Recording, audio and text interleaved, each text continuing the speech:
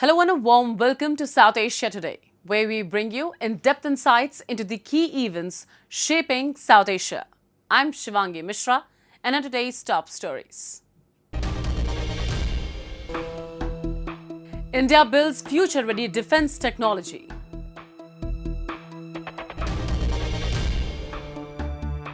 Bangladesh floods leave communities stranded, death toll rises.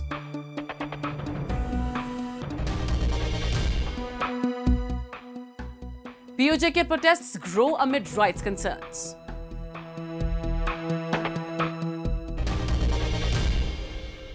Driven by initiatives like Make in India and Atmanirbhar Bharat, India's defense sector is witnessing a remarkable transformation. A nation once relying on imports for advanced military technology is now empowering young innovators and startups to build cutting-edge solutions at home. From smart laser systems and AI-powered navigation to secure communication technologies, India is rapidly emerging as a hub of indigenous defense innovation and self-reliance.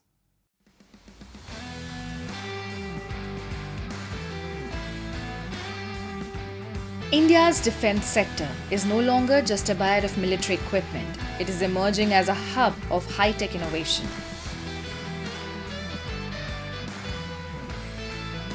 Driven by initiatives like Make in India and Self-Reliant India, the country's defense production has reached a record level of nearly 18.4 billion USD, while defense exports have crossed 4.5 billion USD.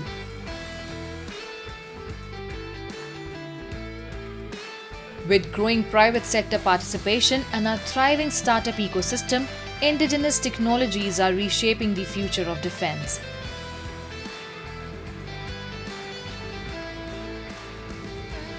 Bangalore-based Cubitronics Solutions is a prime example, developing a smart laser rangefinder that not only measures targets but also provides real-time location and GPS coordinates, all connected through a mobile interface.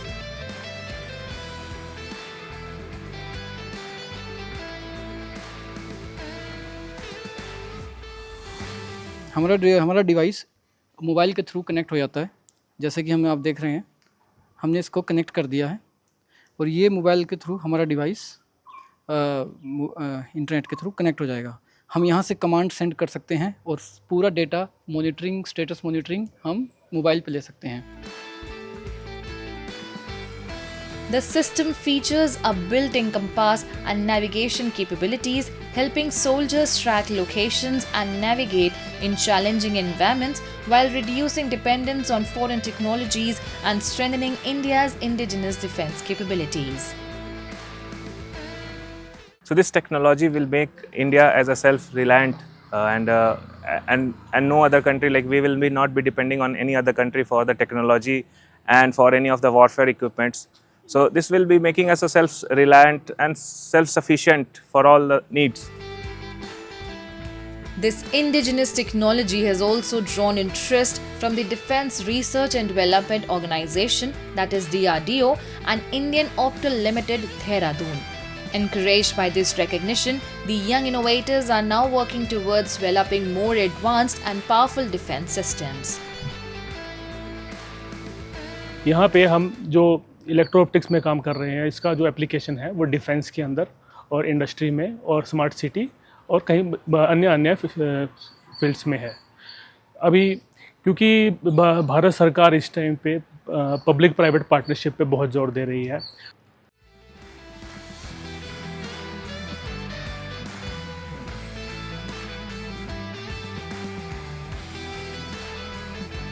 Meanwhile, next-generation technologies are transforming the future of secure military communication. Bangalore-based deep tech startup Cosmic is developing India's indigenous optical space communication infrastructure, a laser-based technology designed to transmit data faster and more securely than traditional radio systems. It aims to address the challenge of transferring massive satellite data in real time.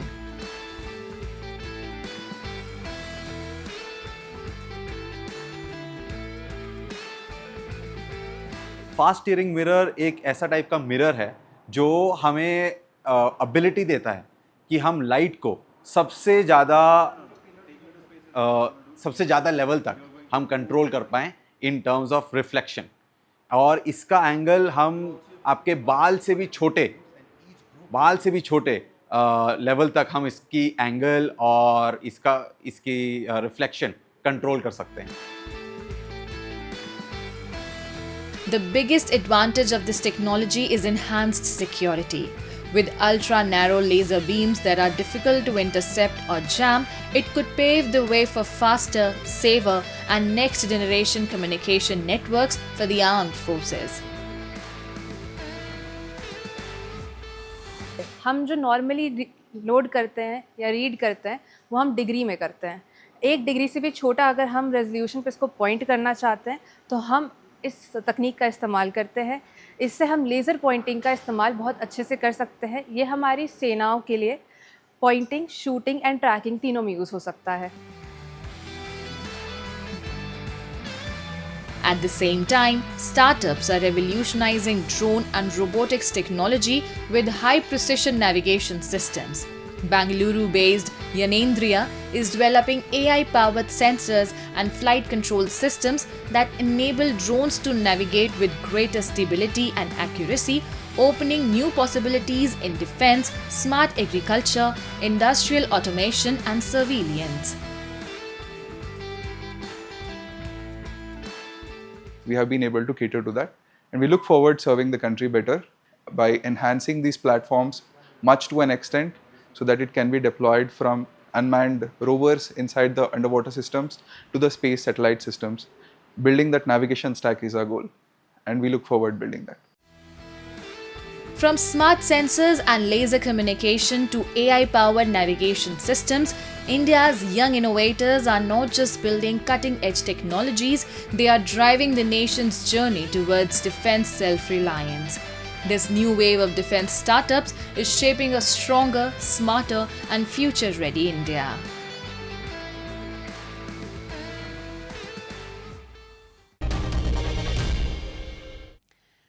Relentless monsoon rains have unleashed widespread devastation across southeastern Bangladesh, triggering deadly floods and landslides that have claimed dozens of lives and stranded over 1 million people. In the worst-hit district of Cox's Bazar, entire villages remain submerged, with residents struggling for food, shelter, and basic necessities as relief efforts continue. Here's a report.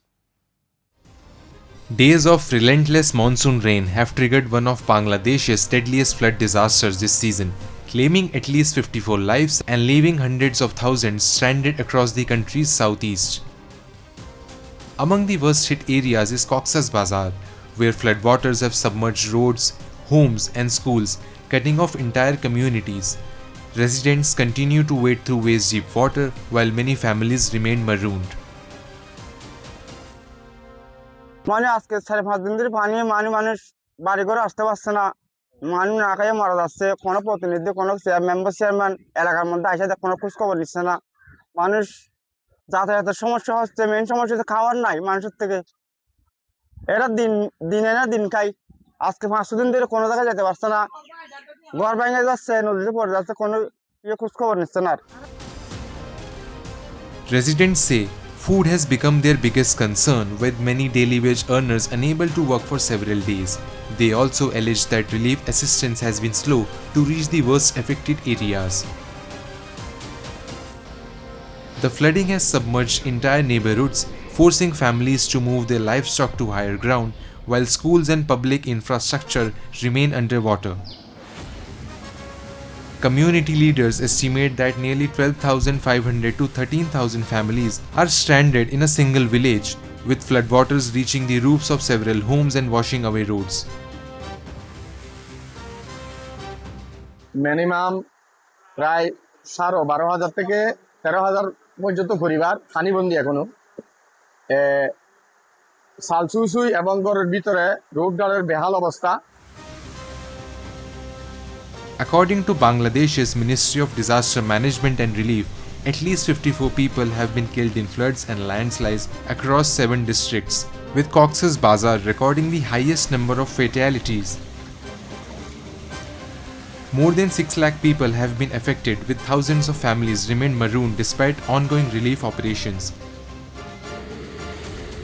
The disaster has been compounded by landslides in the Rohingya refugee camp in Cox's Bazar, where several people, including children, lost their lives after heavy rains triggered slope collapses. Relief agencies continue to warn of further risks, as forecasts predict more rainfall in the coming days. With roads damaged and many communities still cut off, authorities are racing to deliver food, drinking water, and emergency supplies. But for thousands of stranded families, the wait for meaningful relief continues as Bangladesh battles one of its worst monsoon disasters of the year.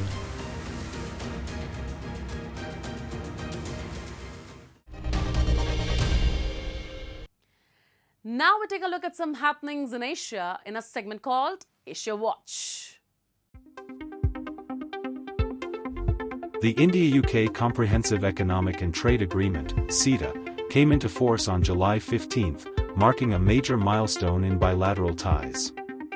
Speaking in New Delhi, British High Commissioner to India Lindy Cameron called the pact the new gold standard of trade deals, saying it would boost the combined GDP of both countries by nearly £5 billion and increase bilateral trade by over £25 billion annually in the long run. The agreement reduces tariffs, expands market access, and is expected to benefit sectors including textiles, leather, automobiles, financial services, education, and professional services.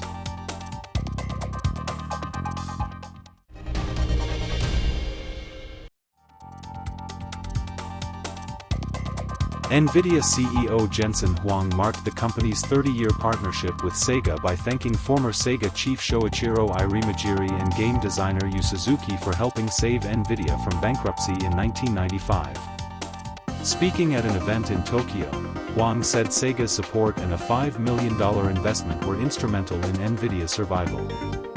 Calling the journey unimaginable, he reflected on NVIDIA's rise to become the world's largest company. Fans gathered in large numbers to see Huang, who later celebrated the occasion with supporters at a Japanese restaurant.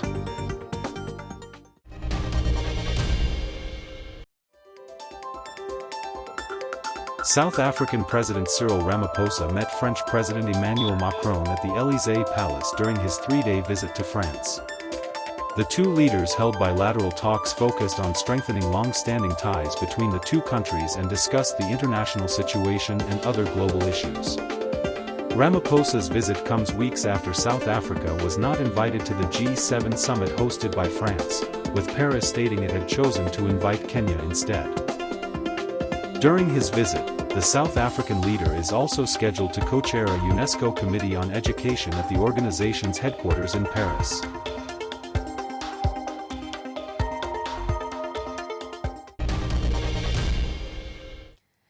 As protests continue to sweep across Pakistan-occupied Jammu and Kashmir, growing allegations of repression, arrests, and the use of force have deepened public anger.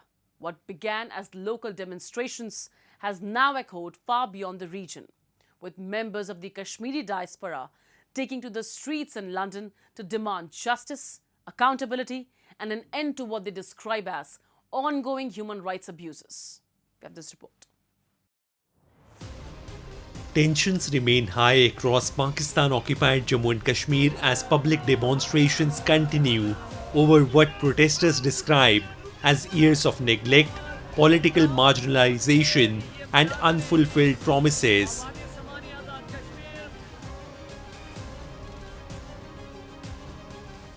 Demonstrators have accused the authorities of failing to address concerns related to governance, public welfare, and local rights. As the movement gained momentum, activists alleged that the response included communication restrictions, internet shutdowns, and a widening crackdown on those participating in or supporting the protests.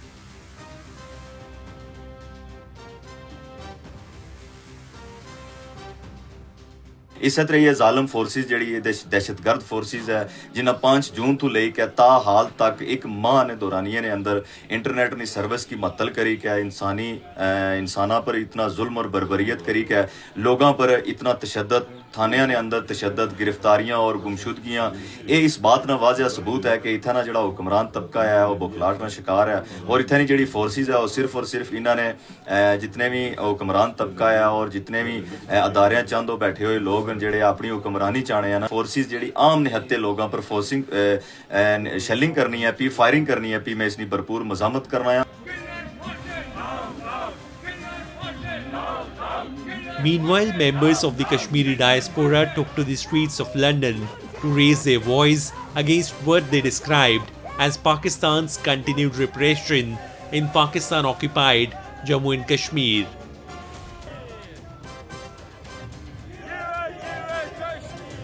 Demonstrators condemned the alleged use of force against civilians, arrests of activists, and restrictions on fundamental freedoms, while urging the international community to take note of the deteriorating human rights situation in the region.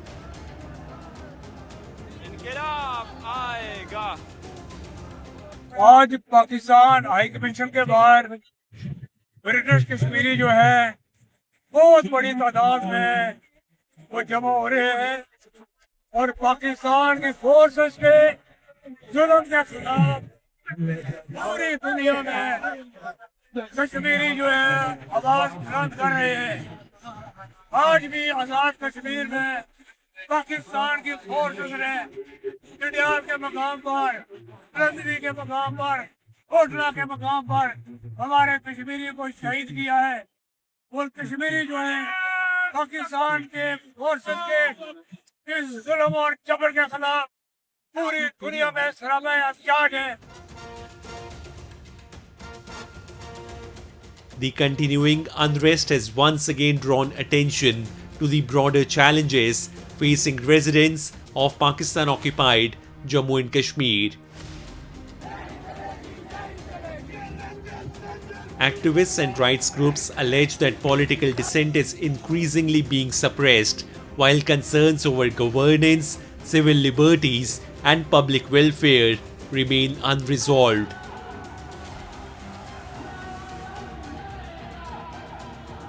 As protests persist both within the region and abroad, calls for accountability, justice, and meaningful reforms continue to grow louder.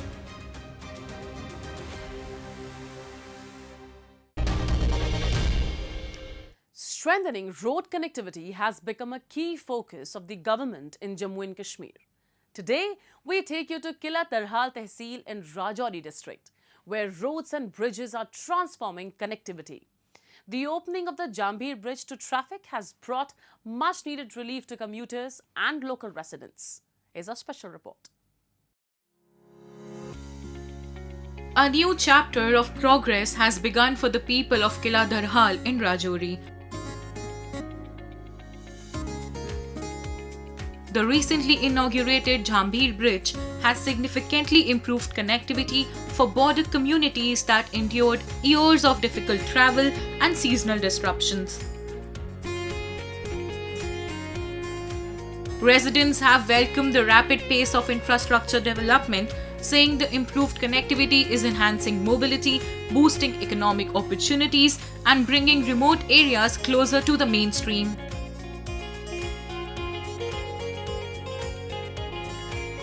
दूसरी जगह में घूम के आना पड़ता था और हम लोगों ने इतना मुश्किल इसका उठाया था और अभी ये बीआरओ ने पुल बनाया है, बहुत अच्छा बनाया है और बहुत तरीके से बना है और अच्छे अफसरों ने काम किया है, बहुत अच्छा काम किया है और सभी हम लोगों ने भी संजोग दिया है जो हमारे से होता है और हमारा नुकसान भी नहीं किया है, हम नुकसान से ही बचाया है और पुल भी बन गया, हमको बहुत खुशी हुई है और सभी पूरी तहसील को ये फ़ायदा हुआ है। जब कुछ साल पर ऐसे जो पूरी बरात डूब गई थी तो लोग डरते थे, शाम सवेरे कोई गाड़ी नहीं आती थी, डरते थे लोग ये लोग, तो अभी ऐसे हुआ है कि ये पूरा बन गया है तो बहुत खुशी हुई है हम लोगों को और आगे वास्ते भी जो है गवर्नमेंट ने ये बहुत सहूलत दी है हमारे लोगों को और रश मिला है, हर आदमी को रश मिला है। और इसका जो इस रोड का लिंक है पूरे डिस्ट्रिक्ट को है। इस रोड में ये पहला पुल ऐसा बना है जो इस रोड में कभी भी इस पुल में इस रोड में नहीं है, जो बहुत इसका मतलब गवर्नमेंट का शुक्र अदा करते हैं। और जो काम चल रहा है आज भी, जो इधर ऑफिसर हैं उनका भी बहुत धन्यवाद, दिल लगा के और अच्छे ढंग से काम कर रहे हैं। इतनी खुशी है जैसे दिवाली दीपावली होती है, ऐसे वहाँ मतलब जो अगल बगल में जनता है इतनी खुशी है। और जैसे जब गाड़ी शुरू हुई है और इधर हमने पटाखे डाले हैं, फटाले हैं, और खुशी बनाई है। इस पुल बनने से बहुत देर की मांग थी जो अभी हमारी पूरी हुई है। The 60-meter permanent steel Jambhir bridge over the Jambhir Nala on the Rajpur NH 144 link Kila Dharhal Lam Road has been built by the Borders Road Organization. The bridge provides reliable all-weather connectivity to nearly 10 villages closer to the line of control. The project marks a significant boost to border infrastructure and reflects government's continued focus on improving connectivity and accelerating development in the remote areas of Jammu and Kashmir.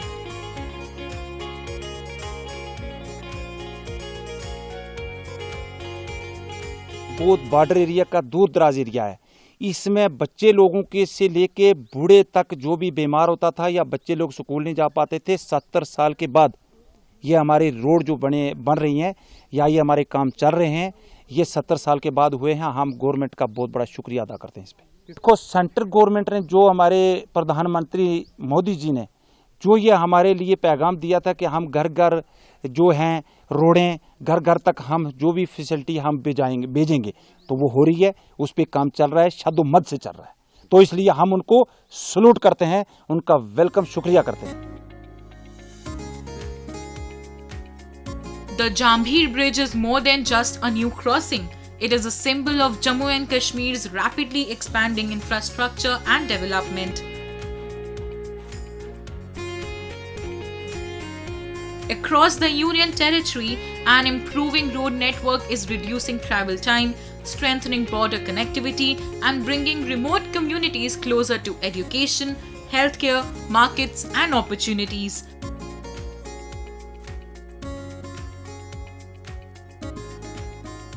As connectivity grows, so does the promise of inclusive development, ensuring that even the farthest regions become an integral part of Jammu and Kashmir's growth story.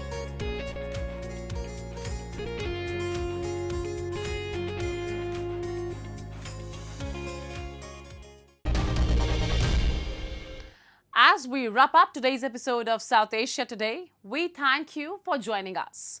We'll return next week at the same time with more insights and updates. This is Shivangi Mishra signing off on behalf of our entire team. Until then, stay safe and goodbye.